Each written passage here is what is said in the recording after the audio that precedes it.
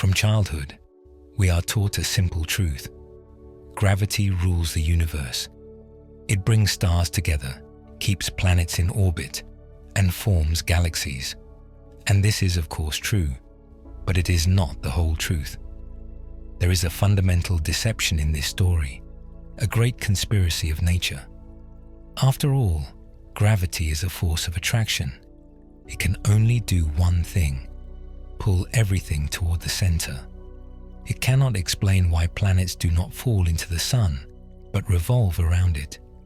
It cannot explain why galaxies are twisted into elegant spirals. There must be another, equally powerful law that gives everything in the universe an initial push to the side, causing the world to spin in an endless waltz. Today, we will uncover this conspiracy. We will talk about the hidden force that resists a straight fall into the abyss and turns chaos into an orderly dance. The name of this force is angular momentum. Let's start with a feeling familiar to everyone: the feeling of solid ground beneath our feet. We stand still, and the world seems stable and immovable to us. But this is, of course, only an illusion created by scale. Right now, at this very second, each of us is participating in several movements that are astonishing in their speed. The closest and most understandable is the rotation of our planet around its axis. This giant ball of rock and metal, with a diameter of more than 12,700 kilometers, completes a full rotation in 23 hours, 56 minutes, and approximately 4 seconds. Because of this rotation, a point on the equator rushes through space at a speed of about 1,170 kilometers per hour. This is faster than the speed of sound. We do not feel this movement only because everything moves with us, the house we live in and the atmosphere we breathe. But this is only the first, slowest circle of our cosmic dance. Simultaneously with this axial rotation, the Earth rushes along its orbit around the Sun. Our average orbital speed is almost 30 kilometers per second. Just imagine, in the time it takes me to say this sentence, we have traveled more than 200 kilometers in space. Every year, we fly about 940 million kilometers along our orbit to return to the same point relative to the Sun. And we are not alone in this dance. Our entire solar system is a complex mechanism where everything is subject to motion. Mercury, closest to the Sun, races through its orbit at a speed of almost 48 kilometers per second, completing a revolution in just 88 Earth days. And distant Neptune, located at a distance of 4.5 billion kilometers from the Sun, moves much slower, at a speed of just over 5 kilometers per second, and its year lasts almost 165 Earth years. Each of these planets, like our Earth, also rotates around its axis. Jupiter, a gas giant that is 1,300 times larger than Earth in volume, rotates so fast that its day lasts less than 10 hours. This frantic rotation flattens it at the poles and creates powerful hurricanes, including the famous Great Red Spot, which has been observed for over 300 years.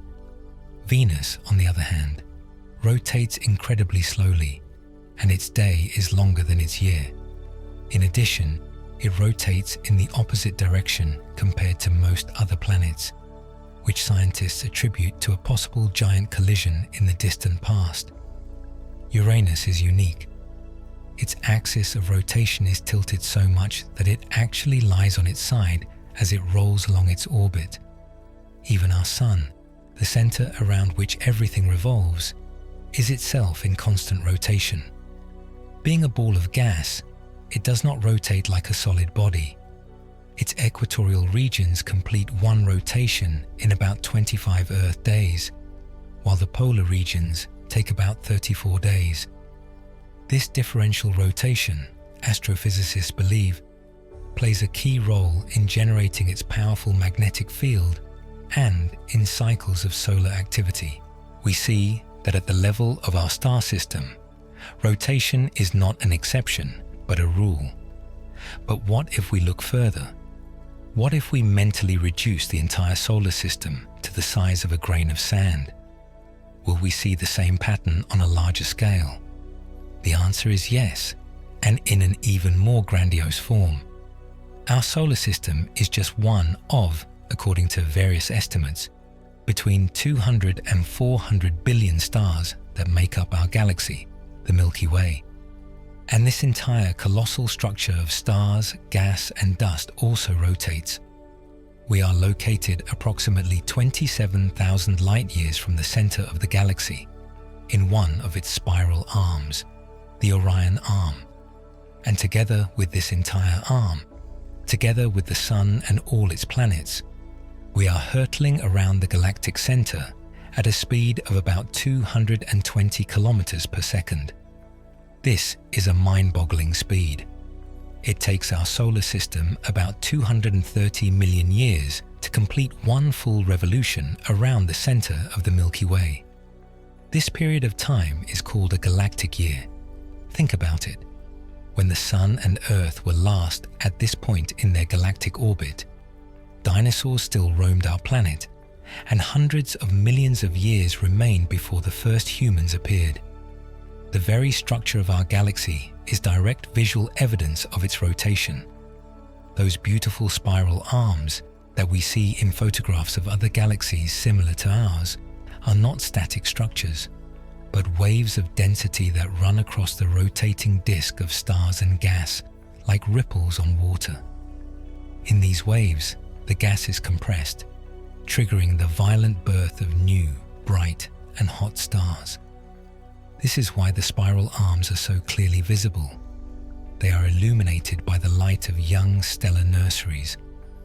At the center of our galaxy is a supermassive black hole, Sagittarius A. With a mass more than 4 million times that of our Sun, the stars in its immediate vicinity revolve around this invisible center at relativistic speeds reaching several percent of the speed of light. And our Milky Way is not alone. The nearest large galaxy to us, the Andromeda Nebula, located 2.5 million light-years away, is also a giant spiral system that rotates. We can measure its rotation by analyzing the Doppler shift in the spectrum of its light. One side of the galaxy appears to us to be shifted into the blue region of the spectrum as it moves toward us, and the other into the red as it moves away. Incidentally, the entire Andromeda galaxy is moving towards us, and in about 4.5 billion years, our galaxies will collide and merge into one even larger elliptical galaxy. Moving even higher up the scale, we see that galaxies gather in groups or clusters. Our local group, which includes the Milky Way, Andromeda, and several dozen smaller galaxies, is part of an even more grandiose structure, the Virgo supercluster. Recent studies have shown that it, in turn, is only part of a colossal structure called Laniakea, which translates from Hawaiian as the vast heavens. This supercluster contains about 100,000 galaxies and spans 520 million light-years. And although it is difficult to talk about the rotation of the entire system on such a scale, we can see that motion plays a key role here as well. All these galaxies are non-static. They move along the fibers of the cosmic web, attracted to areas of greater density, the so-called great attractors. Even on the larger scales available for observation, the universe is not at rest. So we see the same picture everywhere. Wherever we look, planets rotate around their axes and around stars. Stars rotate around the centers of galaxies. Galaxies themselves rotate. From tiny asteroids to giant star islands, everything is in a perpetual dance. And here the main question inevitably arises. Why? One might assume that this is just a coincidence, that one body accidentally pushed another, then a third, and so on. But such a picture seems extremely unlikely.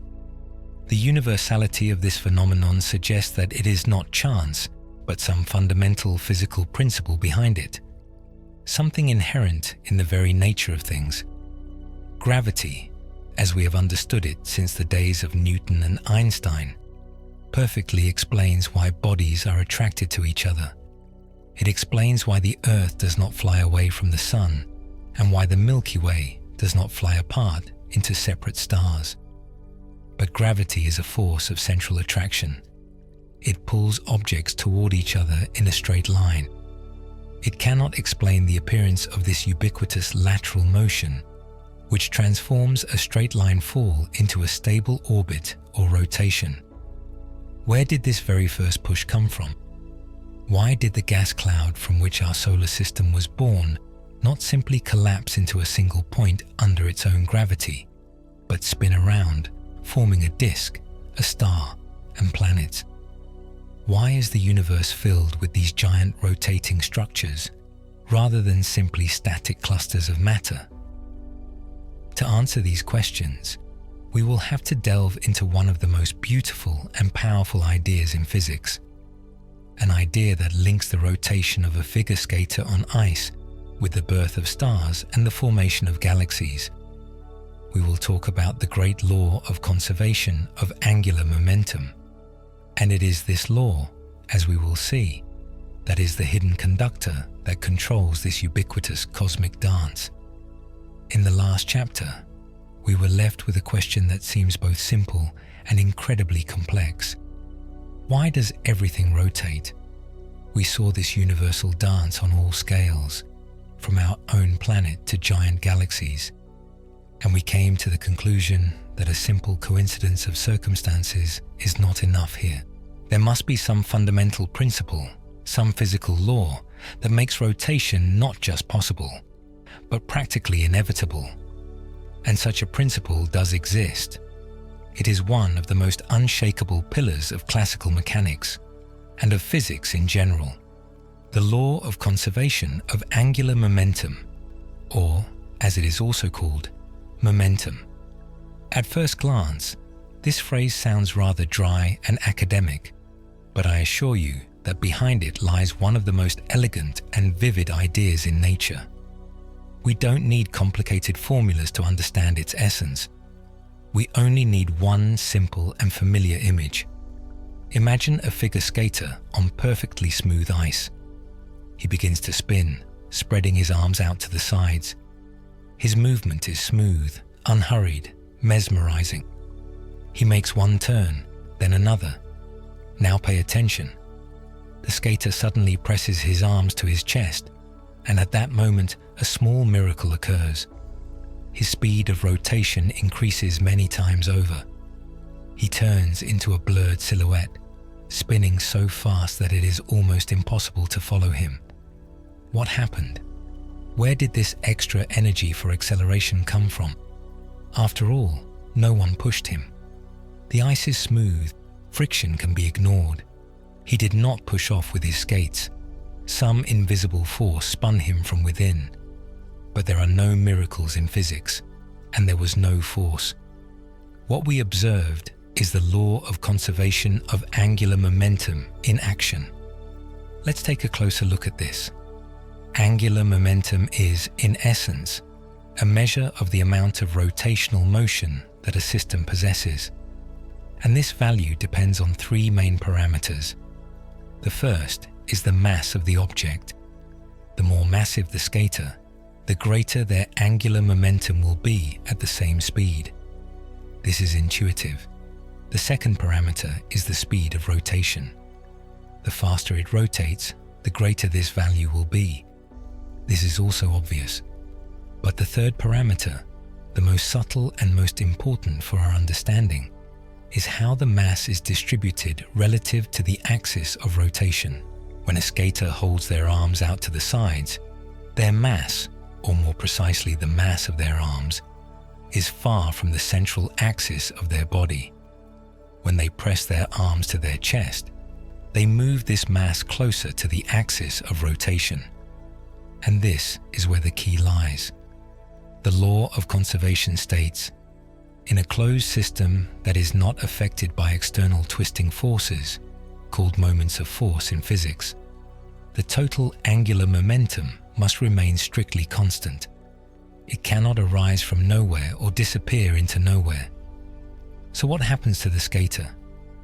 Initially, with his arms outstretched, he has a certain amount of angular momentum, which is determined by his mass, low rotational speed, and the large distance between his arms and the center. When they bring their arms in, they sharply reduce this third parameter, the effective radius of their mass distribution. But the law is inexorable. The total angular momentum must be conserved, and the system has only one way to do this: to compensate for the decrease in radius by increasing the second parameter, the speed of rotation, and it instantly increases. That's the whole miracle. The acceleration was not created out of thin air. It was exchanged for a change in the configuration of the body. The skater, in essence, transferred his angular momentum from spatial swing to speed. If he spreads his arms again, his rotation will also slow down sharply. The same principle works everywhere. A child on a spinning swing instinctively tucks their legs in to spin faster. A diver crouches in the air to perform several quick somersaults before entering the water. This is a fundamental property of our world. Now let's return from the ice palace back to space and imagine not a figure skater, but a giant cold and sparse cloud of interstellar gas and dust, the parent of a future star system. Its dimensions are colossal, several light years across, and it is not in perfect repose. As we have already said, there is always some minimal, barely noticeable movement in it. Slight turbulence, residual momentum from a distant supernova explosion, the gravitational influence of neighboring stars. All this creates a tiny, almost zero initial rotation.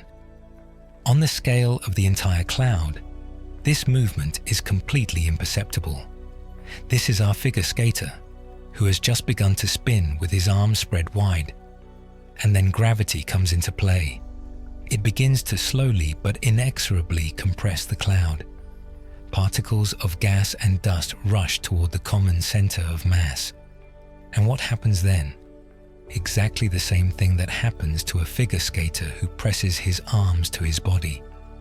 The cloud contracts, its radius decreases thousands, millions of times. And what should happen to its angular momentum? That's right, it should be conserved. Since the mass of the cloud remains the same, but its radius decreases dramatically, the system is forced to compensate for this in the only way available: a sharp, avalanche-like increase in rotational speed. What was a barely noticeable ripple on the scale of light years turns into a frantic rotation on the scale of the future star system. This is where the initial spin comes from. It does not appear out of nowhere. It has always been there, just in a hidden form, smeared over a huge volume. Gravitational collapse is the cosmic equivalent of a figure skater pulling their arms in. It is a process that collects scattered angular momentum and concentrates it, turning slow motion into rapid rotation. But why is this law of conservation so fundamental? Why does the universe follow it so strictly? Here we come to one of the most profound and beautiful ideas in theoretical physics. The answer was given to us at the beginning of the 20th century by the outstanding German mathematician Emmy Noether. Her theorem, which Einstein himself called brilliant, establishes a fundamental connection between conservation laws and the symmetries of nature. What is symmetry in a physical sense?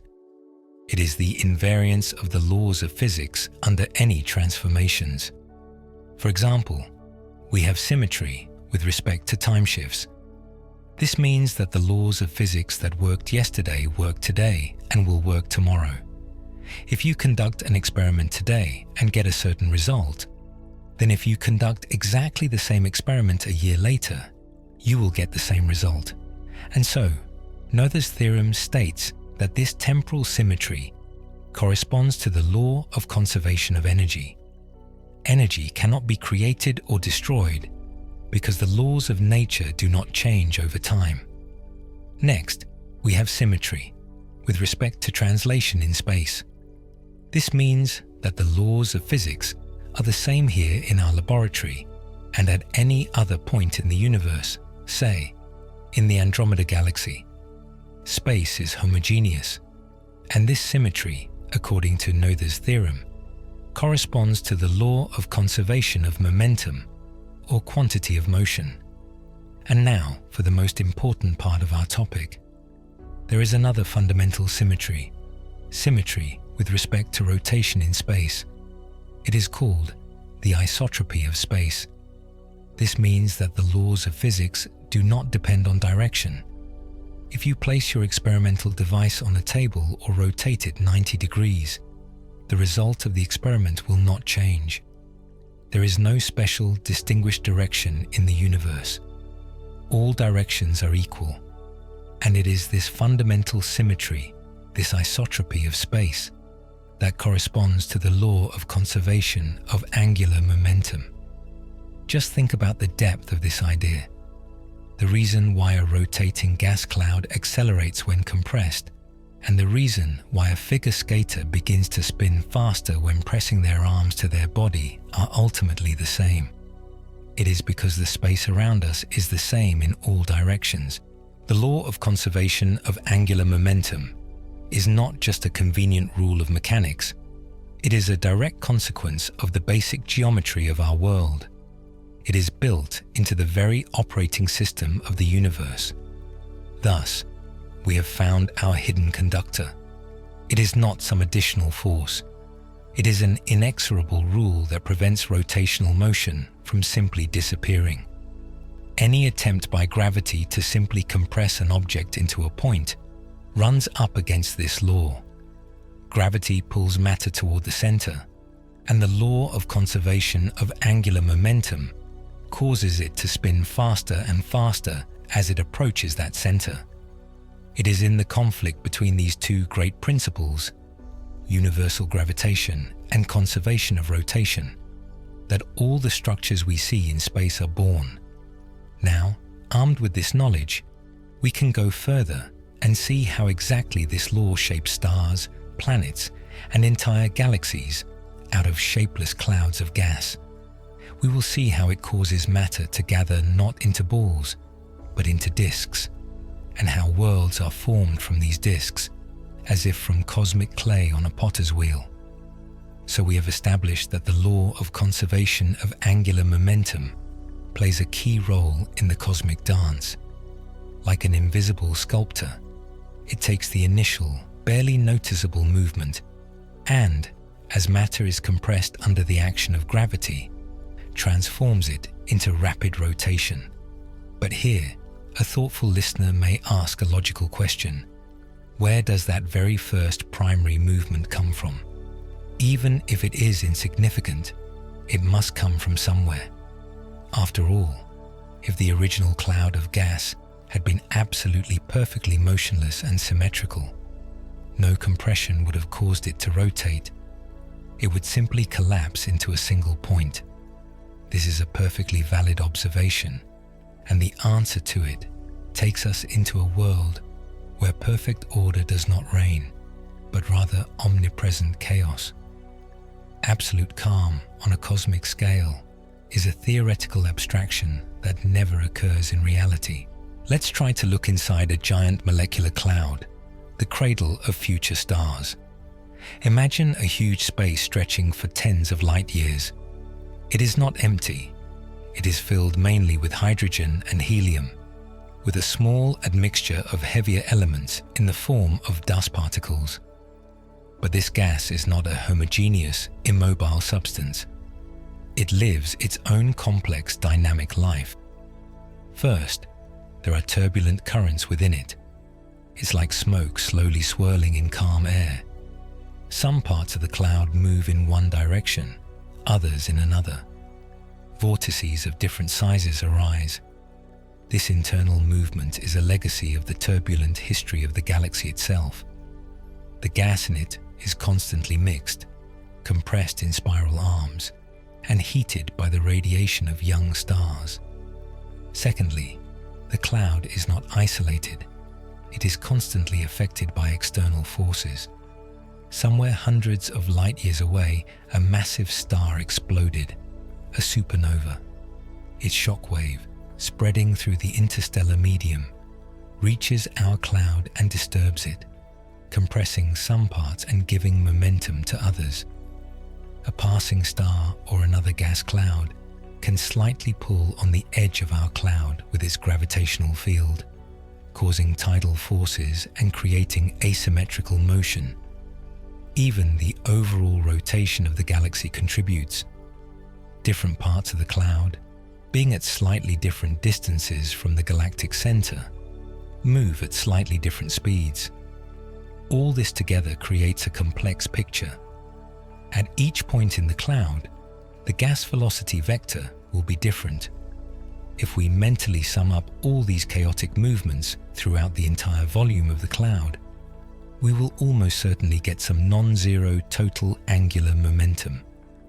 The probability that all these billions of random movements will perfectly compensate each other and add up to absolute zero is negligible. It's like tossing 1 trillion coins and expecting exactly half to land on heads and exactly half on tails. There will always be a tiny imbalance in one direction or the other. So the initial push is not a single act. It is the result of the sum of countless small movements inherent in interstellar gas. And this tiny, statistically inevitable initial angular momentum is quite sufficient. Then gravity comes into play. The process begins in the densest and coldest parts of a giant molecular cloud. At some point, due to random compression or the action of an external shock wave, the gravitational pull in a certain fragment of the cloud begins to exceed the internal gas pressure, which tends to expand it back. This moment, described by British astrophysicist James Jeans, is called gravitational instability. From this moment on, an irreversible process, gravitational collapse, begins. A fragment of the cloud, or, as astronomers call it, a molecular core, begins to contract under the action of its own gravity. At first, this process is very slow, taking hundreds of thousands of years. Matter from all sides gradually flows toward the densifying center. And here we recall our figure skater again. As the radius of this collapsing core decreases, its rotational speed, in accordance with the law of conservation of angular momentum, begins to increase and increase very rapidly. Let's give some approximate figures. A typical molecular nucleus is about 11 parsecs in size, which is approximately 19,000 astronomical units, or 19,000 times the distance from the Earth to the Sun. Its initial rotational speed may be extremely low, say, 1 revolution every few million years. But as it contracts to the size of our solar system, that is to a few dozen astronomical units, its radius decreases by a factor of hundreds. This causes the rotational speed to increase by tens of thousands of times. The rotation period is reduced from millions of years to several thousand years. At the center of this rotating mass of matter, the density and temperature continue to increase, forming a hot and dense core, which astronomers call a protostar. It is not yet a star in the full sense of the word. Thermonuclear reactions converting hydrogen into helium have not yet begun in its interior. For now, it draws its energy exclusively from gravitational compression. The potential energy of the matter falling on it is converted into heat, but it is already an independent hot object that continues to gain mass by attracting the surrounding gas. And of course, this protostar is already rotating rapidly. The rotation speed of young stars similar to the Sun can be very high in the early stages of their life, they can complete one rotation in just a few days.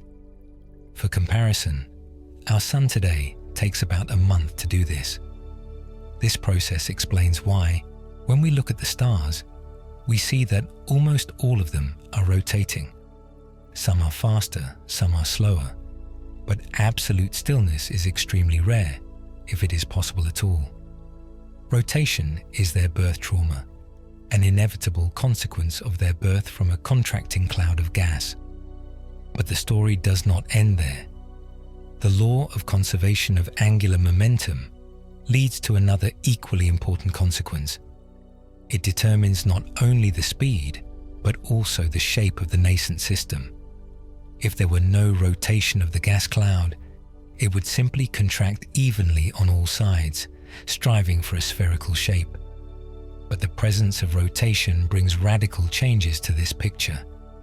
A new force appears, or more precisely, an effect of inertia, which we are accustomed to calling centrifugal force. Each particle of gas rotating around the center tends to fly in a straight line due to inertia. But gravity constantly curves its trajectory, keeping it in orbit. This tendency to fly away creates an effective counteraction to gravitational compression. And here's what's important. This counteraction is greatest in the plane of rotation at the equator of the system, and is practically zero along the axis of rotation at the poles. Imagine a carousel. If you stand in the center, you feel nothing. But the further you move toward the edge, the stronger the pull outward. The same thing happens with our gas cloud. Gravity tries to compress it from all sides. Along the axis of rotation, nothing interferes with it, and matter freely falls toward the center. But in the equatorial plane, it has to contend with increasing centrifugal force. As a result of this conflict between the two forces, the system cannot remain spherical. It inevitably begins to flatten. The matter falling along the poles reaches the central plane and remains there because the angular momentum prevents it from flying off across the rotation. Over time, more and more matter settles in this central plane, and what began as a huge, almost spherical cloud turns into a structure with a completely different geometry. A compact, hot, rotating protostar in the center, surrounded by a vast, thin, dense disk of gas and dust. This disk is called a protoplanetary or accretion disk. This is nature's potter's wheel, on which future planets will be molded. The appearance of this disk is a direct and inevitable consequence of the law of conservation of angular momentum. Without it, all matter would simply fall onto the central star and no planetary systems would ever form. Thus, we see that rotation does not simply accompany the birth of stars. It is the key architect that determines the very structure of future worlds. It takes a chaotic cloud and turns it into an orderly system, a star plus a disk. And it is in this rotating disk, in this cosmic vortex, that the next act of creation, the birth of planets, will begin. We left a young protostar in the center of a giant rotating disk of gas and dust. We discovered that the very shape of this disk is a triumph of the law of conservation of angular momentum over the omnidirectional force of gravity. Gravity would like to gather all matter into a single ball, but rotation resists this, allowing matter to compress only along the axis and spread out in the equatorial plane. We compared this process to a potter's wheel, and this comparison is much deeper than it seems at first glance. After all, it is on this cosmic potter's wheel that future worlds, moons, and asteroids will be molded. Let's now look inside this protoplanetary disk and see how planetary order is born out of chaos, dust, and gas. At first glance, this disk is a rather sparse structure. 99% of its mass is gas, mainly hydrogen and helium, and only 1% is solid particles, dust. These dust particles are microscopic. Their size is a fraction of a micron. They resemble particles of smoke or soot. They consist of silicates, carbon, and, in the colder outer parts of the disk, water ice. It seems incredible that such giants as Earth or Jupiter could be born from this barely noticeable dirt, which makes up only 1/100th of the system. But that is exactly what happens. The process is long, complex, and consists of several key stages. The first stage can be called cosmic sticking. Micron-sized dust particles, rotating together with gas around the central protostar, constantly collide with each other. At these scales, gravity is still too weak to play any role. Other forces play the leading role here. First, there are simple electrostatic interactions, similar to those that cause dust to stick to a TV screen. Particles can have a small electric charge and attract each other. When they collide at low speeds, they stick together, forming larger dust aggregates similar to snowflakes. This process is very slow, but over thousands and tens of thousands of years, it allows dust particles to grow to the size of a centimeter and then a meter. We move from dust to pebbles and boulders. However, this is where the first serious problem arises, which astrophysicists call the meter barrier. The fact is that the gas in the disk rotates around the star slightly slower than solid bodies in the same orbit. This is because the gas experiences pressure from within, which partially compensates for the star's gravity. As a result, solid bodies about a meter in size experience a constant headwind from the gas. This wind slows them down, causing them to spiral down onto the star. Calculations show that all these meter-sized boulders should fall onto the protostar in just a few hundred or thousand years, without having time to grow into anything larger.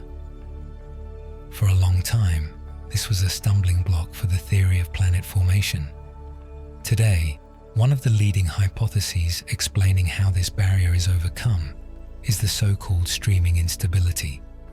Its essence is as follows. Particles of a certain size, slowed down by gas, begin to clump together into dense groups or filaments. This is somewhat similar to how cyclists in a race gather into a dense group, peloton, to reduce air resistance. In these dense clusters of pebbles, their combined gravity becomes strong enough to resist the gas wind and begin to compress the cluster even more.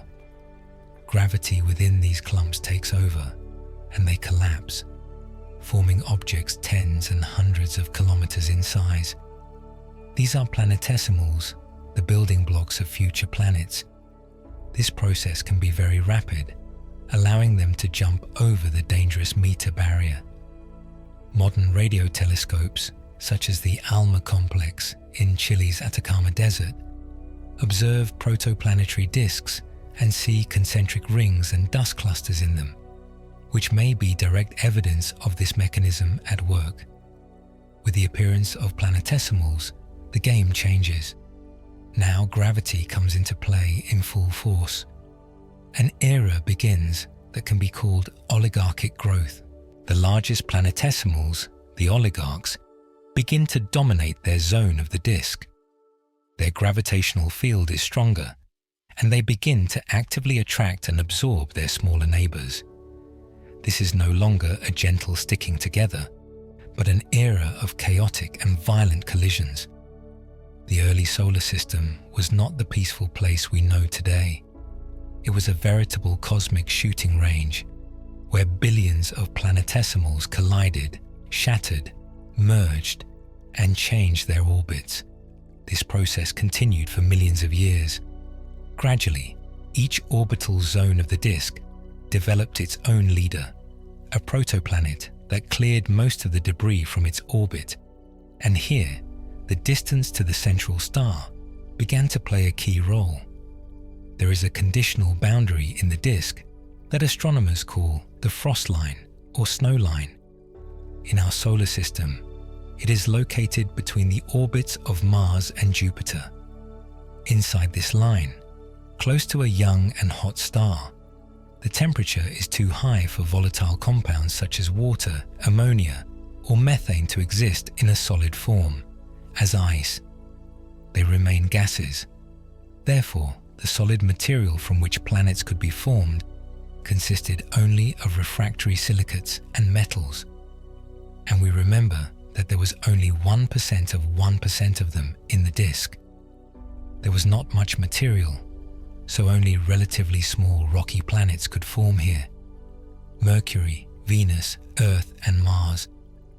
But beyond the snow line, the picture was completely different. It was cold enough here for water ice, the most common compound in the universe after hydrogen and helium, to exist in solid form.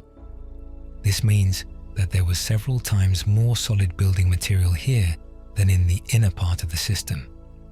Protoplanets here could grow much faster and become much more massive. This is how the cores of the future gas giants, Jupiter and Saturn, appeared. As soon as the core of a protoplanet reached a critical mass, approximately 10 to 15 times the mass of Earth, another dramatic shift occurred. Its gravity became so powerful that it began to directly attract and retain the surrounding gas. Hydrogen and helium, which made up 99% of the entire disk. The process of avalanche-like gas accretion began. In a very short time, just a few 100,000 years, these icy cores enveloped themselves in giant gas atmospheres, hundreds of times greater in mass than the core itself. Thus, the gas giants were born. Uranus and Neptune, located even further away, grew more slowly and did not manage to capture as much gas before the young Sun scattered the remnants of the protoplanetary disk with its radiation and stellar wind, so they remained ice giants with less massive atmospheres. Now let's return to our main topic, rotation. This entire grandiose process of planet formation, from beginning to end, was dictated by rotation. First, all the planets were born inside a single rotating disk. That is why, as we noted in the first chapter, they all revolve around the Sun in the same direction. This is not a coincidence. It is their common family heritage. Second, they all move in approximately the same plane, the plane of the ecliptic. This is also a direct consequence of their birth in a flat protoplanetary disk. Moreover, angular momentum dictated not only the overall motion of the system, but also its final architecture. The orbits of the planets are not random.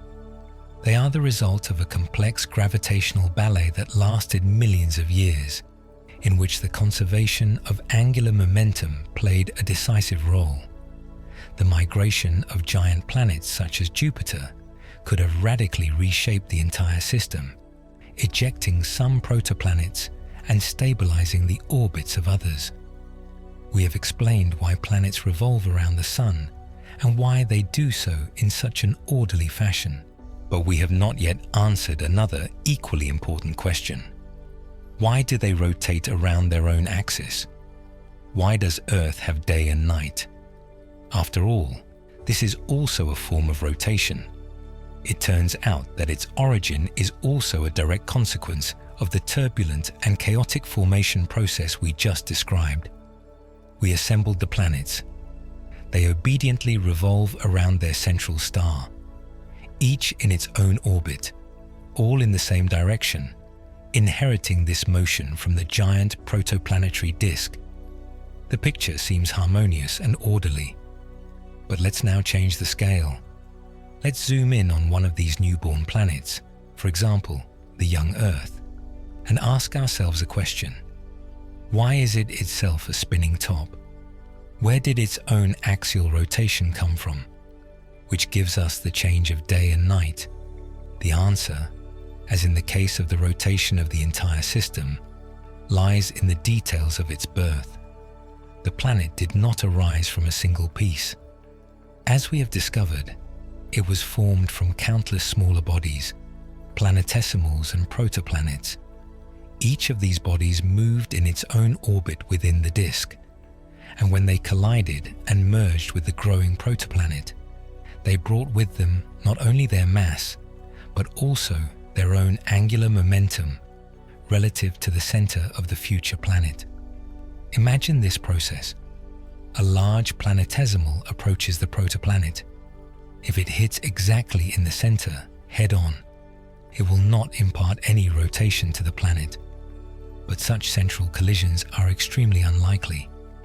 Almost all impacts occur with a shift from the center. If the impact is tangential in one direction, it twists the planet in that direction. If the next impact comes from the other side, it can slow down this rotation or even spin the planet in the opposite direction. The final axial rotation of a planet is the result of the sum, or rather, the vector sum, of the angular moments of all the trillions of bodies that have fallen onto its surface over millions of years of accretion. Since all these bodies moved in the disk in the same general direction, statistically, there were more impacts that twisted the planet in the same direction as its orbital motion, such rotation is called progressive, than impacts that slowed it down. This is why most planets in the solar system, including Earth, rotate around their axis in the same direction in which they revolve around the Sun. This is not a strict law, but rather a statistical trend, a legacy of their common past. However, at the dawn of the solar system, collisions were not only frequent, but sometimes catastrophically large-scale. The final touches to the portrait of the young planet were made not by small planetesimals, but by impacts from bodies the size of other planets. And one such event, as most scientists now believe, not only influenced the Earth's rotation, but also determined its appearance and gave us our closest neighbor, the Moon. We are talking about the giant impact theory. According to this model, approximately 50 to 100 million years after the birth of the solar system, when the Earth had already almost formed, another protoplanet collided with it. Scientists named this hypothetical body Theia. Its size was comparable to that of Mars.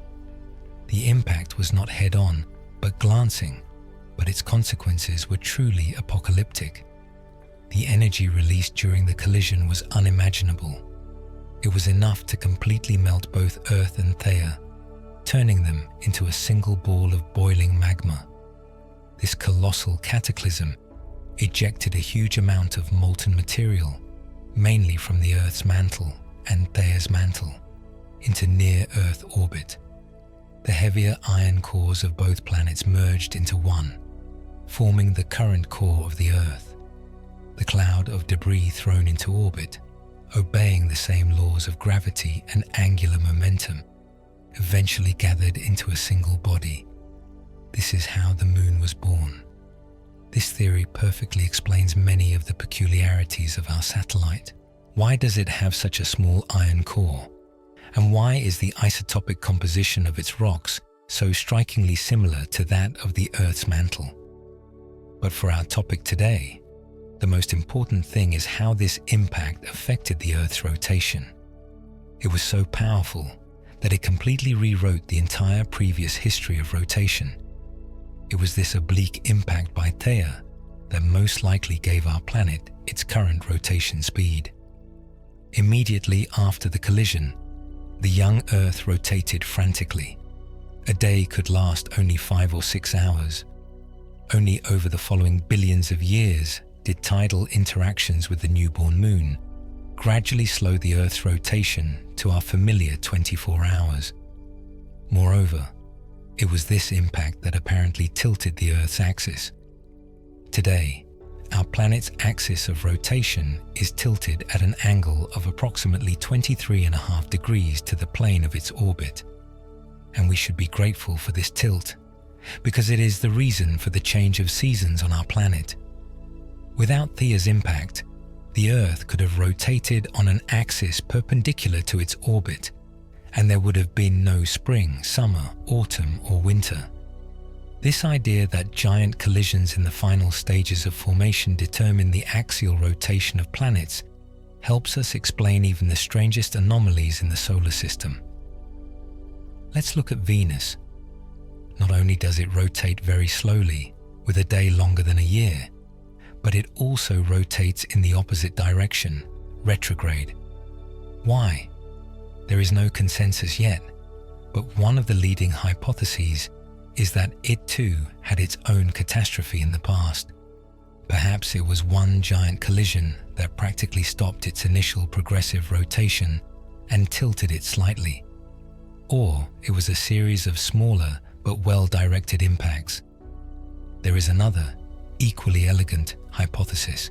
Perhaps Venus's original rotation was slowed down and even reversed not by impacts, but by the complex interaction of its massive, dense atmosphere with tidal forces from the Sun over billions of years. Now let's take a look at Uranus. This icy giant is the strangest spinning top in our system. Its axis of rotation is tilted at 98 degrees. It actually rotates while lying on its side and rolling along its orbit. Almost all astronomers agree that this can only be explained by the consequences of one or more giant collisions at the dawn of its history. Probably, an Earth-sized object crashed into young Uranus, literally knocking it off its feet. Recent computer simulations published in the journal Nature Astronomy show that such an impact could not only tilt the planet's axis, but also explain some of its other oddities, such as the unusual structure of its magnetic field. Thus, we see that the axial rotation of planets is a much more chaotic and individual story than their orbital motion. If orbits are the common legacy of an orderly disk, then each planet's own spin is a scar left on its body by the random and violent battles of its youth. Exceptions such as Venus and Uranus do not refute the general principles. On the contrary, they are their most vivid confirmation. They show us that the angular momentum in these collisions did not disappear anywhere. It was only redistributed. The total angular momentum of the planet plus impactor system remained the same before and after the collision, but its direction and distribution between orbital and axial motion could have changed dramatically. We have descended from the scale of galaxies to the scale of planetary systems, and then to individual planets. And everywhere we see the same leitmotif. Gravity collects matter, and the law of conservation of angular momentum determines its ultimate fate, its motion and shape. Now let's broaden our horizons again. Let's return to the scale we started with, the scale of the entire galaxy of our stellar home. And let's see how these same laws work there. How are these giant star islands, which we call galaxies, formed? Could it be that the same mechanism we described for the solar system also works on scales hundreds of millions of times larger? The answer, in general terms, is yes. But here, new, even more grandiose and mysterious forces come into play, one of which is dark matter. To understand how our Milky Way galaxy was born, we need to go back in time almost 13.5 billion years to an era when the universe was young, hot, and almost perfectly uniform. I say almost, and that is the key word. According to the inflationary model of the universe, in the very first moments after the Big Bang, tiny quantum fluctuations in the vacuum were stretched to astronomical sizes. As a result, the young universe was not perfectly smooth. It had microscopic random density fluctuations. Some areas were 100,000% denser than average, while others were just as sparse. It was these tiny inhomogeneities that became the seeds of all future structures. Gravity began its work.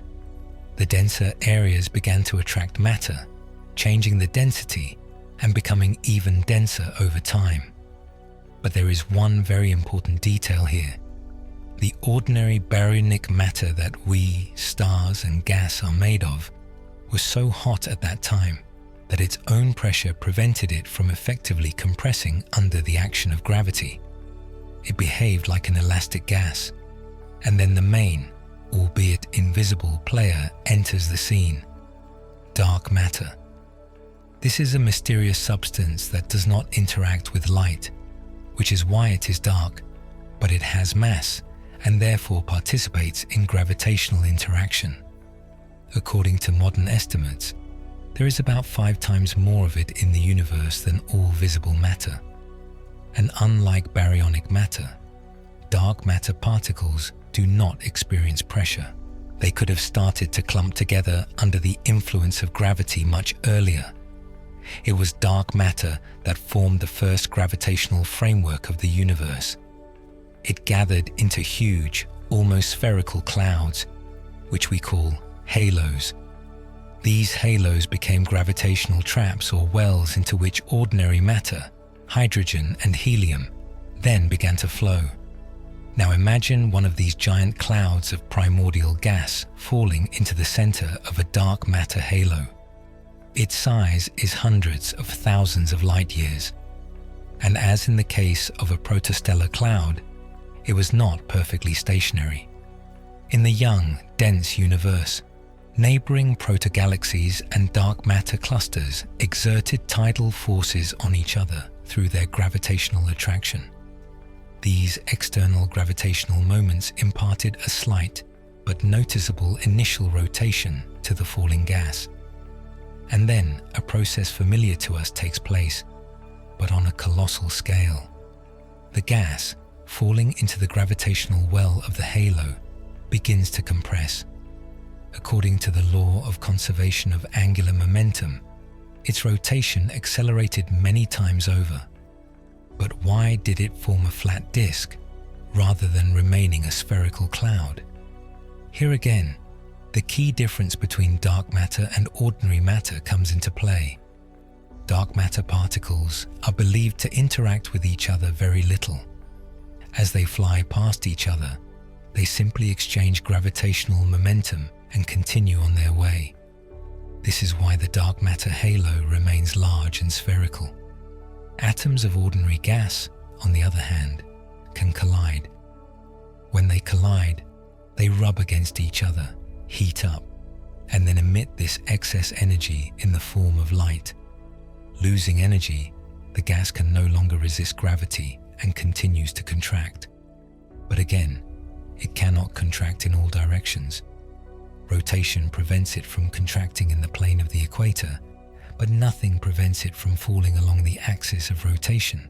As a result, over hundreds of millions of years, all the gas settles in the central plane of the halo, forming a giant, rapidly rotating disk. In this disk, the gas condenses, cools, and stars begin to form en masse. This is how a spiral galaxy, similar to our Milky Way or the Andromeda Nebula, is born. Its visible part is a bright disk of stars and gas immersed in a huge, invisible halo of dark matter. But why then are not all galaxies spiral? Why are there giant elliptical galaxies that look like unstructured spheroidal clouds of old stars? Today, the prevailing opinion is that most of them are the result of cosmic accidents. When two spiral galaxies collide and merge, their orderly rotation is completely disrupted. Imagine the collision of two spinning tops. Their individual angular moments are transferred to the chaotic orbital motion of the stars.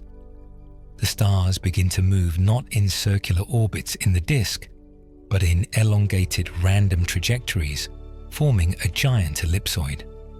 During the merger process, interstellar gas is usually either swept out of the system or very quickly consumed in a burst of star formation. As a result, elliptical galaxies are left with virtually no gas. No new stars are born in them, and they are inhabited mainly by old red stars. They are often referred to as red and dead.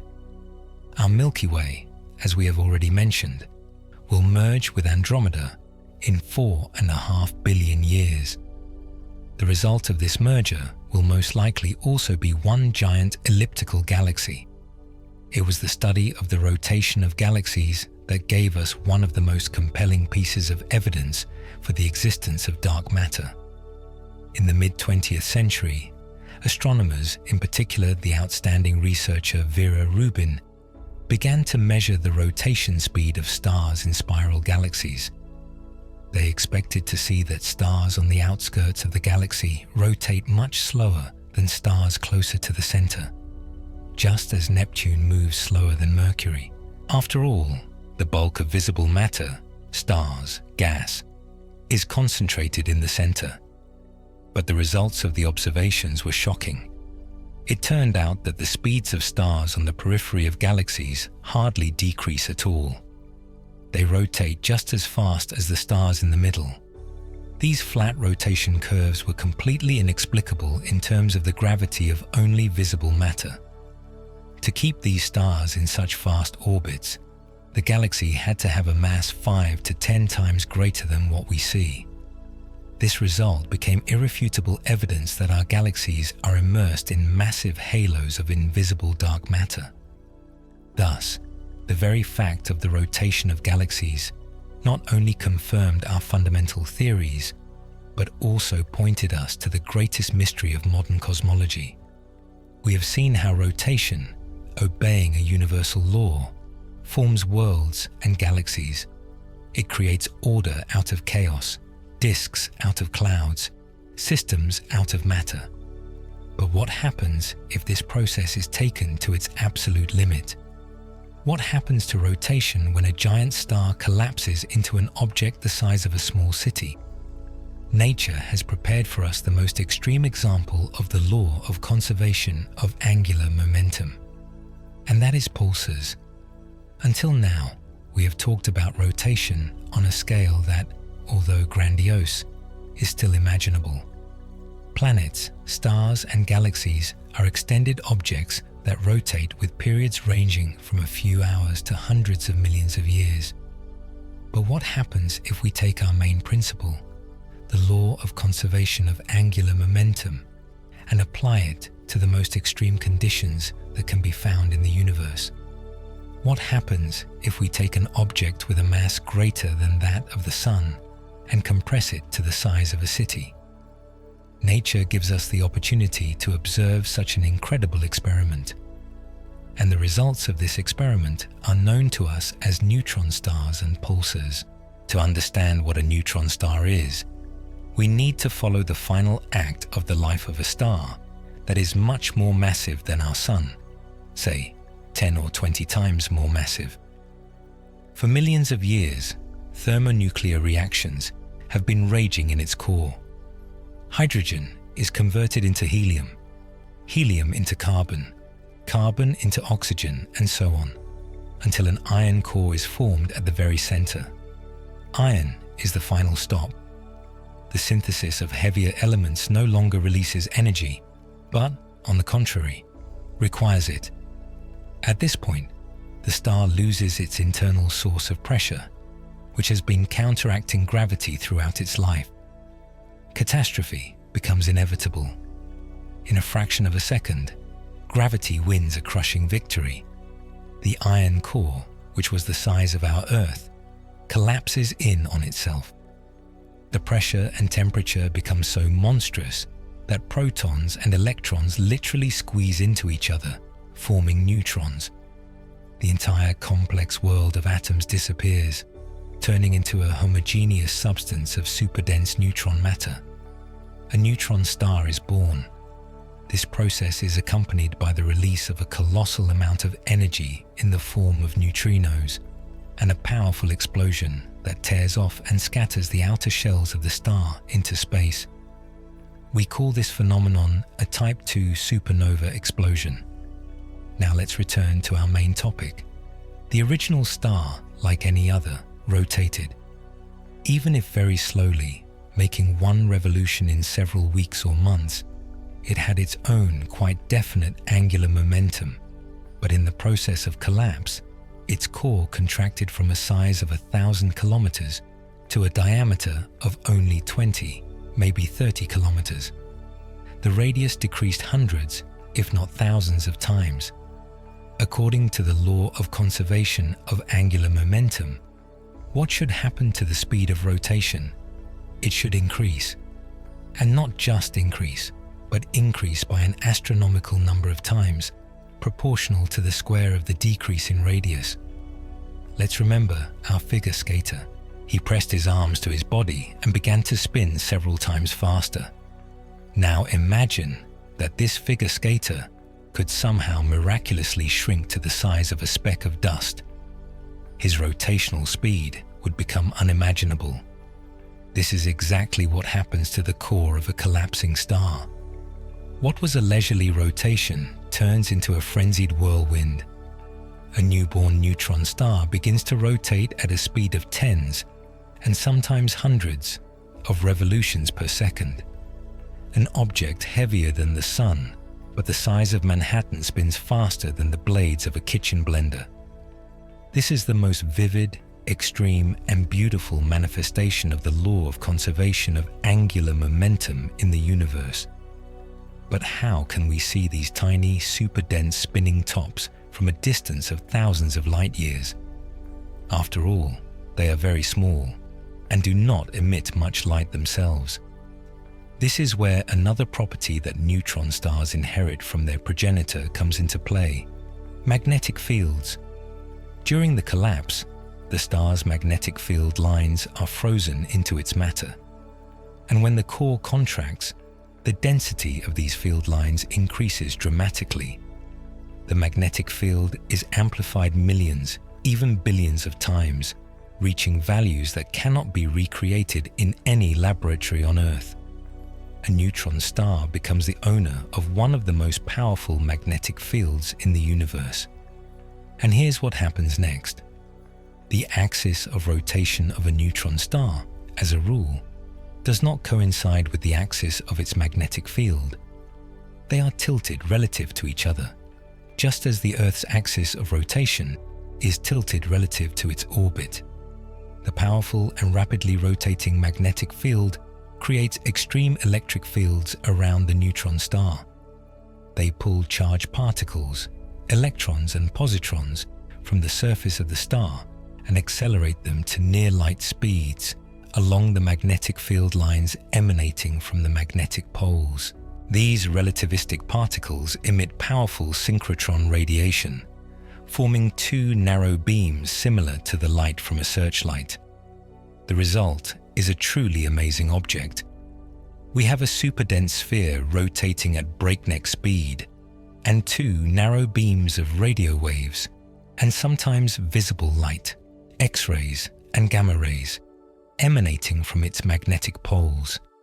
And since the axis of rotation does not coincide with the magnetic axis, these two beams, rotating together with the star, trace two cones in space. This is a cosmic lighthouse. If the Earth happens to be in the path of one of these beams, our radio telescopes detect a short, strictly periodic pulse. Then the beam moves away, and the signal disappears. But a fraction of a second later, when the star completes a full rotation, the beam hits us again, and we see the pulse again, and so on, again and again, with remarkable precision. This is what is called a pulsar.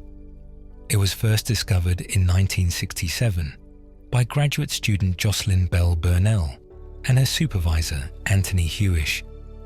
At first, the accuracy of the signals was so incredible that scientists seriously considered the hypothesis that these were signals from an extraterrestrial civilization, and even gave the first object the humorous name LGM-1, which stood for Little Green Man 1. But soon other similar objects were discovered, and it became clear that we were dealing with a new and amazing astrophysical phenomenon. Pulsar periods are the rotation periods of neutron stars, and they are striking in their diversity. The most famous pulsar, located in the center of the Crab Nebula, the remnant of a supernova that exploded in 1944, rotates at a speed of 33 times per second, and so-called millisecond pulsars, which are believed to have been further accelerated by matter falling on them from a companion star, can rotate at speeds of over 700 revolutions per second.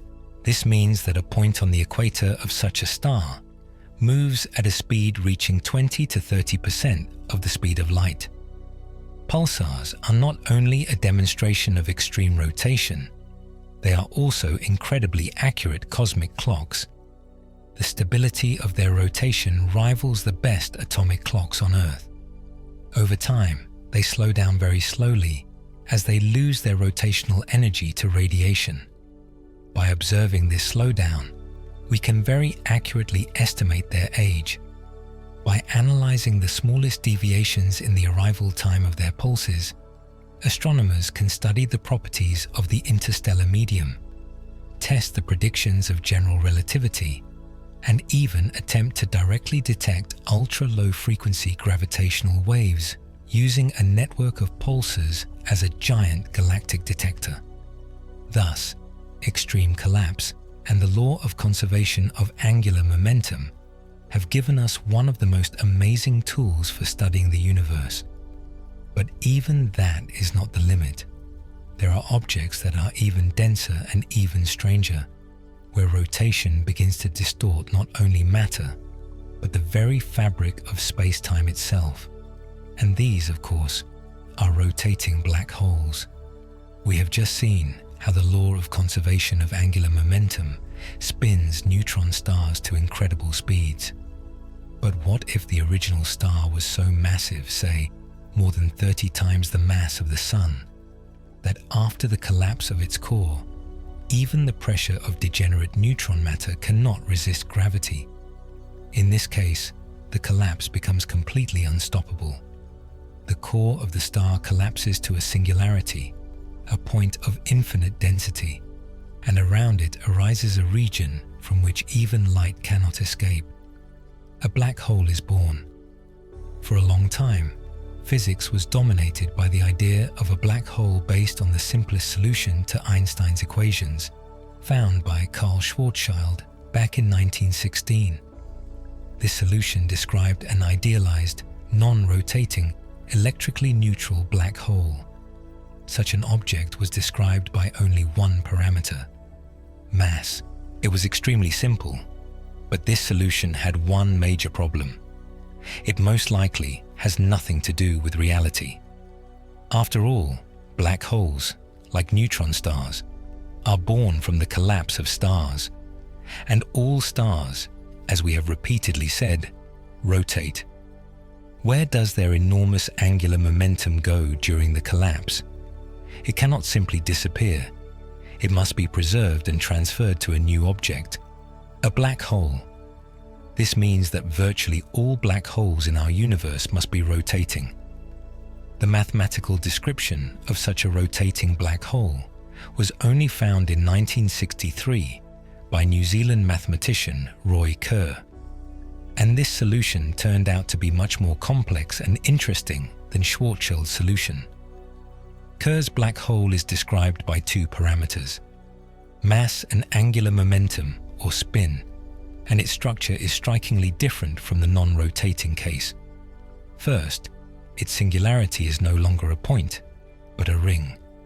Second, and most importantly, a rotating black hole has a truly remarkable property that goes far beyond our everyday experience.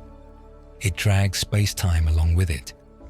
This is a prediction of general relativity, known as the lens-thirring effect or frame dragging. Frame dragging is one of the most counterintuitive phenomena. Einstein showed that gravity is not a force, but a curvature of space-time by massive bodies. The Sun does not attract the Earth, but pushes through the space around it, and the Earth moves along this curvature.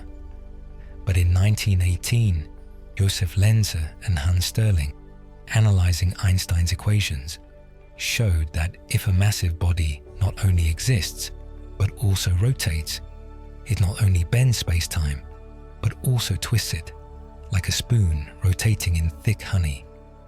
Around any rotating body, be it our Earth, a neutron star, or a black hole, there is this invisible funnel, this vortex in the fabric of reality itself. Near Earth, this effect is incredibly weak. It was only measured in 2011 using the highly complex Gravity Probe B experiment. A special satellite with high-precision gyroscopes showed that over the course of a year, the Earth's rotation twists the space-time near it by a negligible amount, only 39 thousandths of an angular second. This is less than the thickness of a human hair visible from a distance of 400 meters.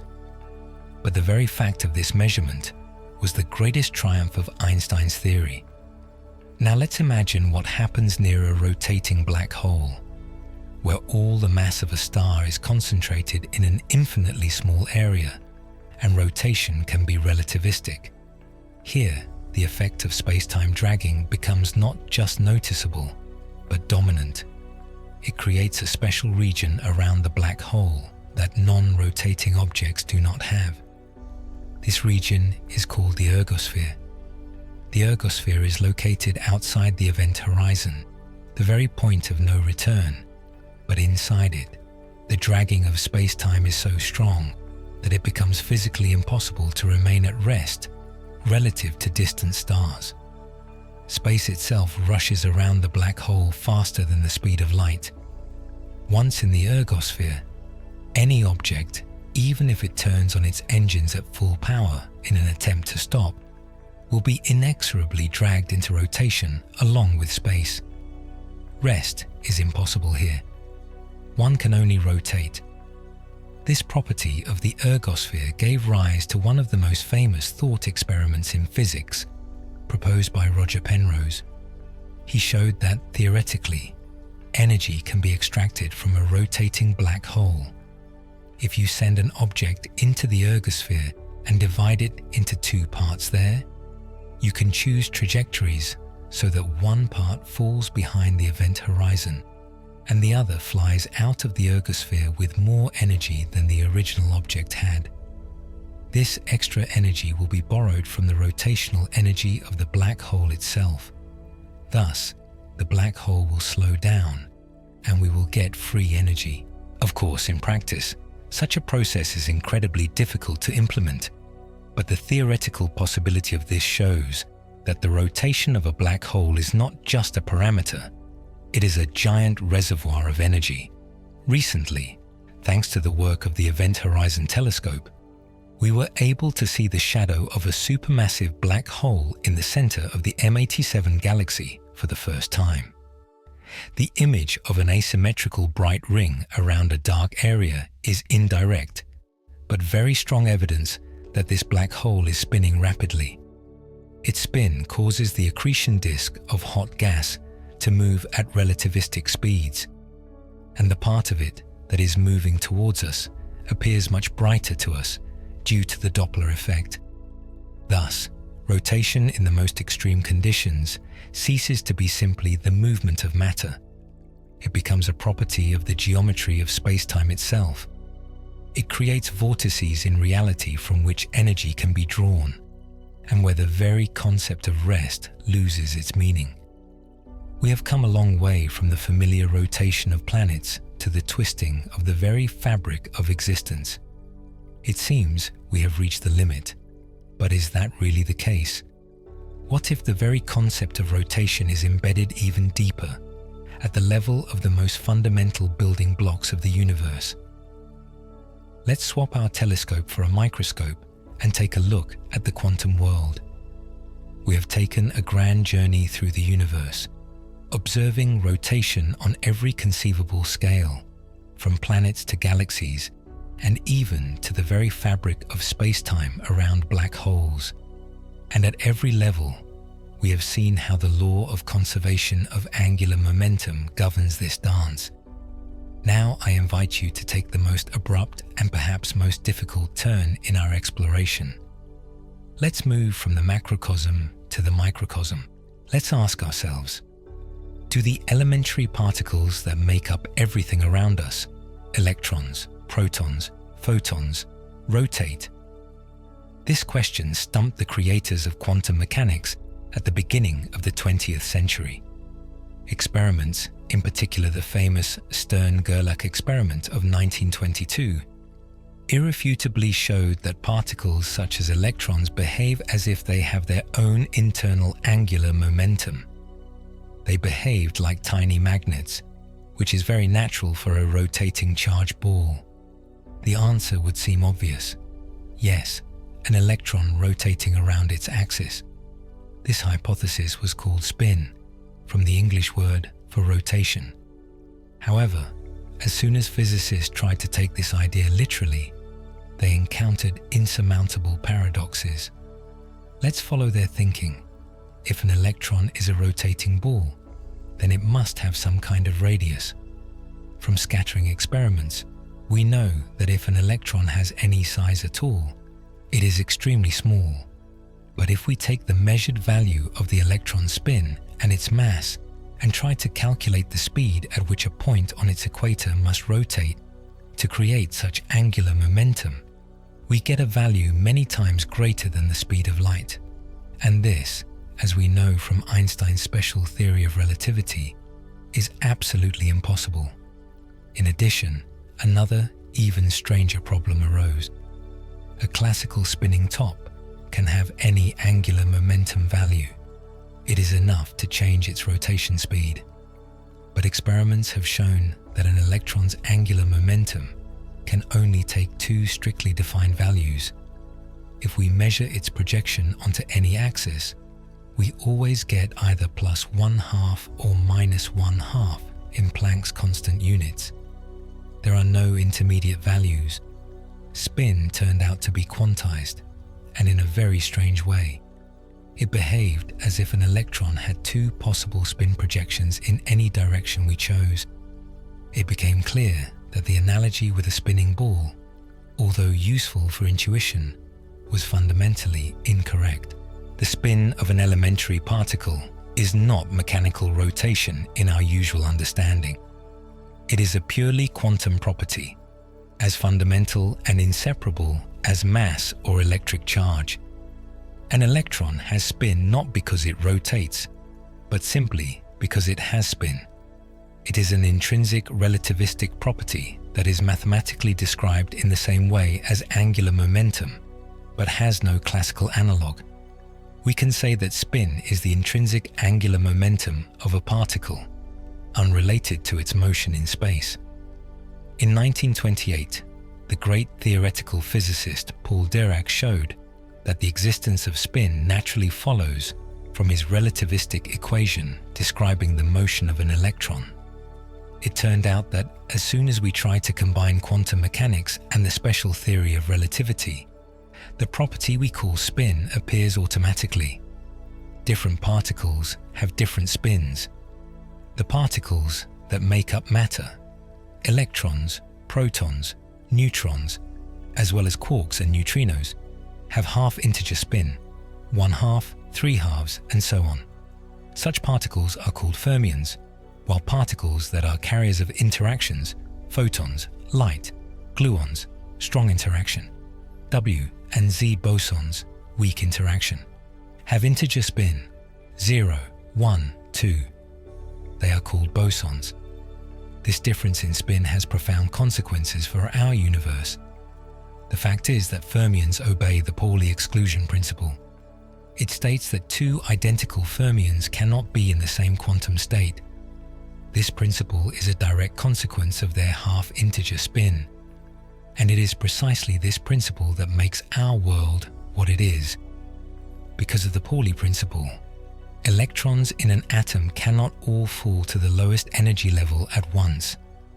They are forced to occupy different orbitals, forming complex electron shells.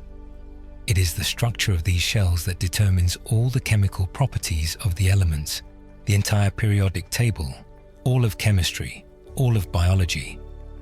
Ultimately, these are manifestations of the fact that an electron has a spin of 1/2.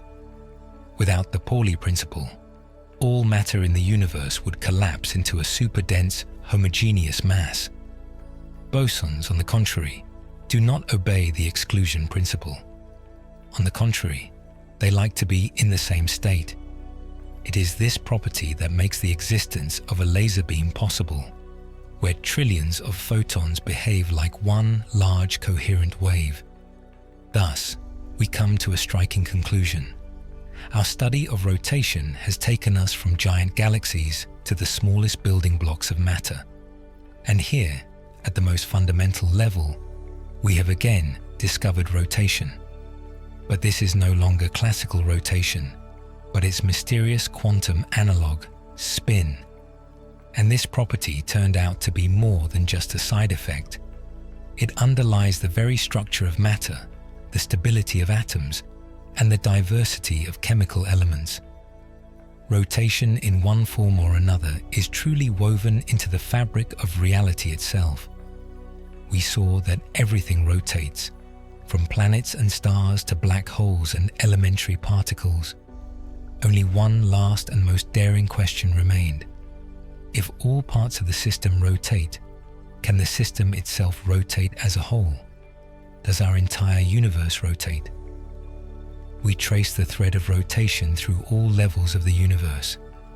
We saw how it forms planetary systems from gas and dust disks. We observed how it spins neutron stars to insane speeds. We learned that it can twist the very fabric of space-time around black holes.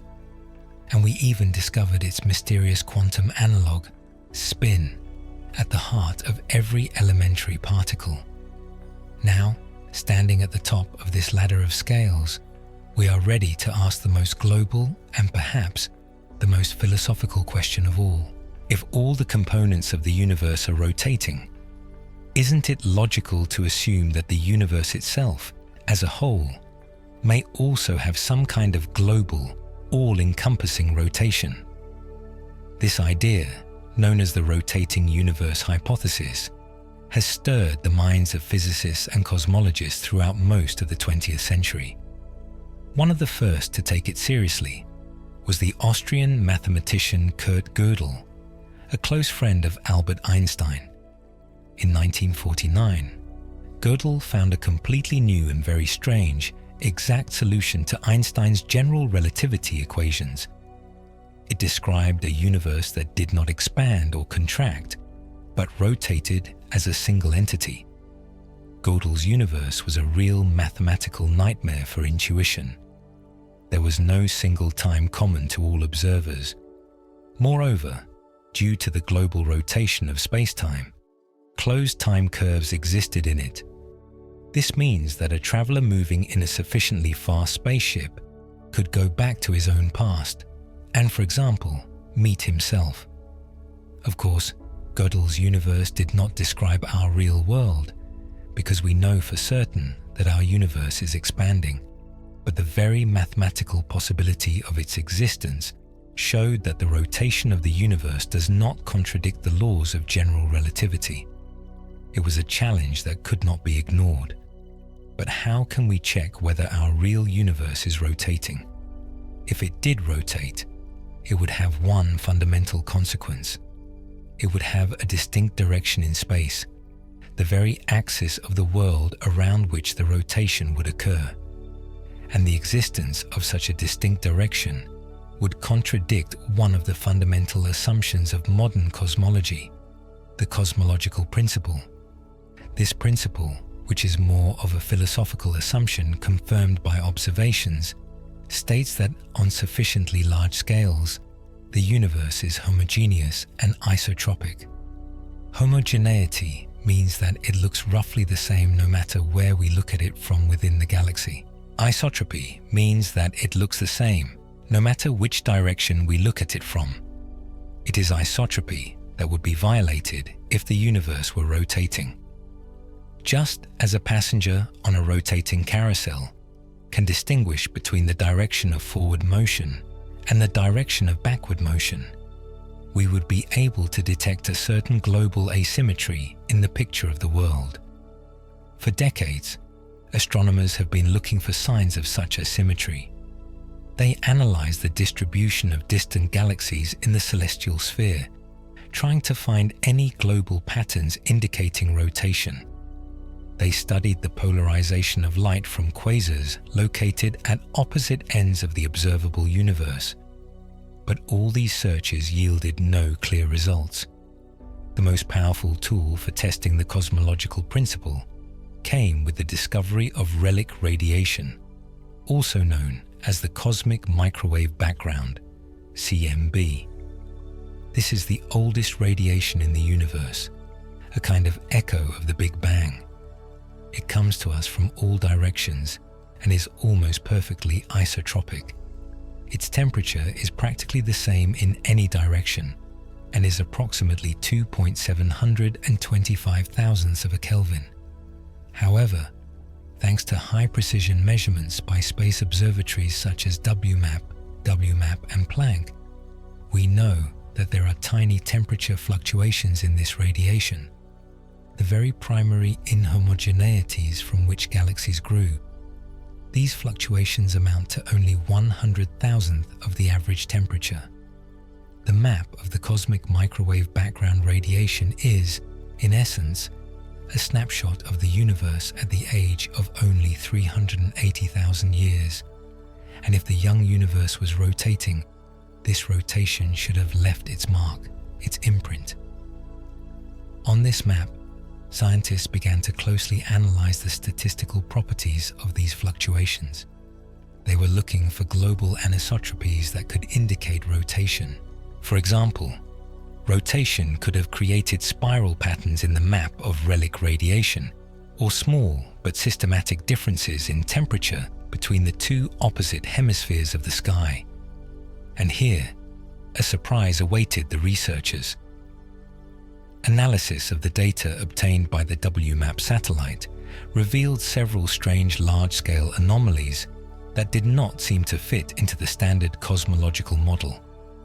One of them, the so-called axis of evil, a humorous name given by physicist John McGee, describes the fact that some of the largest fluctuations on the map of relic radiation were strangely aligned with each other, and, most surprisingly, with the plane of the ecliptic, the plane in which the planets of the solar system revolve around the Sun. It seemed like an incredible coincidence. How could processes occurring throughout the universe moments after the Big Bang have known how our tiny solar system would be oriented 13 8/10 billion years later? This and other anomalies gave rise to a flurry of theoretical work. Some scientists suggested that this was the long-sought trace of the global rotation of the universe. Others saw it as evidence of a more complex, anisotropic geometry of space. Still others, the majority, took a more conservative view. They pointed out that the statistical significance of these anomalies was not particularly high. Perhaps it was just a statistical coincidence, a game of dice on a cosmic scale. Or it is also possible that this is some kind of unaccounted for systematic effect, associated either with the operation of the instruments themselves or with signal contamination from our own galaxy. The latest, most accurate data from the European Planck Space Telescope confirmed the existence of these anomalies, but their statistical significance remained at the same, not very convincing level. Today, the vast majority of cosmologists believe that we have no compelling evidence that the universe is rotating. The upper limit on its possible rotation speed, established by Planck data, is incredibly small, no more than one rotation in trillions of years. The cosmological principle, at least in a first approximation, stands up to scrutiny. Our universe appears to be truly isotropic. Thus, it seems that we have received a negative answer to our biggest question. Everything inside the universe rotates, but the universe as a whole most likely does not. This may seem paradoxical, but it only emphasizes the fundamental difference between local systems and the universe as a whole. Local systems are formed from the collapse of clouds, which always have some initial angular momentum acquired from interaction with their surroundings. The universe as a whole has no environment with which it could exchange angular momentum. Its total angular momentum, if it was set at the moment of the Big Bang, must be conserved, and apparently it was zero or very close to it. Yet the mystery of the axis of evil remains. It reminds us that our understanding of the cosmos is far from complete, and perhaps the most interesting discoveries are yet to come. For now, let's bring all the threads of our narrative together and see what overall picture we have been able to paint. We are coming to the end of our long journey. We started with a simple, almost childish question. Why does everything in the universe rotate? And in search of an answer, we descended into the quantum depths of matter and rose to the very edges of the observable cosmos. Now it's time to look back and try to make sense of the path we've traveled, to gather the scattered pieces of the mosaic into a single, coherent picture. And this picture turns out to be surprisingly coherent and beautiful. We have discovered that at the heart of it all lies one of the most fundamental laws of nature, the law of conservation of angular momentum. This law, in turn, is not just a random rule, but a profound consequence of the symmetry of our space, its uniformity in all directions. It is this unshakable principle that acts as the main conductor of the cosmic dance. We saw that the initial impulse for rotation arises from chaos itself. In giant turbulent clouds of interstellar gas, there is always a tiny, almost imperceptible total movement. This is not some kind of mystical initial impulse. It is the inevitable statistical result of the sum of billions of random movements, and this small amount is enough. Then gravity comes into play. It is a great collector. It causes matter to contract and concentrate. But gravity itself is blind. It can only pull everything toward the center. If only it were at work in the world, the universe would be a boring place, filled only with faceless, static balls of matter. And this is where the great confrontation takes place. A great dialogue between two fundamental forces, which gives rise to all the diversity and complexity of the cosmos. Gravity tries to compress the cloud into a point, and the law of conservation of angular momentum resists this. As it compresses, it causes the cloud to rotate faster and faster. This increasing rotation creates a centrifugal force that prevents matter from falling to the center in the equatorial plane. As a result of this confrontation, instead of a shapeless cloud, an orderly, structured system is born. A star in the center and a protoplanetary disk rotating around it. Thus, rotation is not just a side effect, it is a key mechanism that transforms chaos into order. It is a tool that allows gravity to create rather than destroy. Rotation is what transforms a one-dimensional process of falling into a two-dimensional structure of a disk. And within this disk, this cosmic incubator, an even more complex order is born: planetary systems.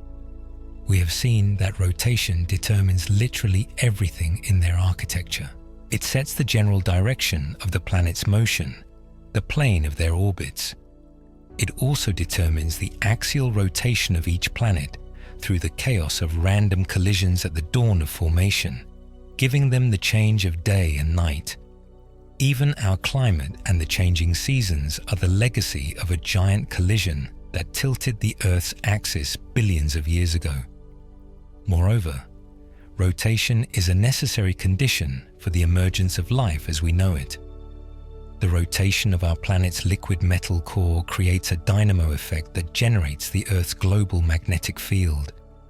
This invisible field, our magnetosphere, is a shield that protects the atmosphere and all life on the surface from the destructive flow of charged particles in the solar wind. Without the rotation of the core, we would have neither this shield nor, possibly, the atmosphere itself. At the galactic level, we see the same picture. It is rotation that forms the majestic spiral structures in the arms of which new generations of stars and planets are actively born. Our own solar system was born in one of these rotating arms. Even in the most extreme conditions, in the death throes of massive stars, rotation plays a decisive role, turning their cores into superfast pulsars or twisting the very fabric of space-time around black holes. And finally, at the most fundamental quantum level, we have discovered spin, an inherent property of elementary particles, which, although not rotation in the classical sense, is mathematically described by the same laws. And this quantum analog of rotation determines all chemistry, all the structure of matter. It turns out that rotation is the universal engine of cosmic evolution. It is a process that, at all levels, contributes to the complication of matter, the creation of structures, systems, and, ultimately, the conditions for the emergence of life. Our world is not static, it is dynamic, and this dynamic is eternal motion, relentless rotation, not a mistake or an accident, but a fundamental property of existence, without which the universe would be immeasurably poorer and simpler. Understanding this is a step toward understanding not only how the world is structured, but also why it is structured this way and not another. Our journey is coming to an end. We have come a long way from the rotation of a child's spinning top to the hypothetical rotation of the entire universe. We have seen how the same elegant physical principle, the law of conservation of angular momentum, manifests itself on all conceivable and inconceivable scales, acting as the great architect of the cosmos. We have understood that rotation is not just movement, it is a fundamental mechanism for creating order out of chaos, complexity out of simplicity. But, as is always the case in science, every answer found gives rise to a dozen new questions. Our knowledge is but a small island in a boundless ocean of uncertainty. And the larger this island becomes, the longer its coastline becomes, the line of contact with the unknown.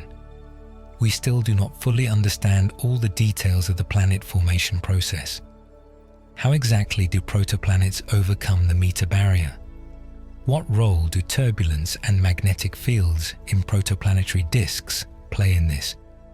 New telescopes, such as the James Webb, allow us to peer into these stellar nurseries with unprecedented clarity. And perhaps we will have answers to these questions in the coming years. The mystery of dark matter, which has been so clearly pointed out to us by the rotation curves of galaxies, remains one of the greatest in modern physics. What is it made of?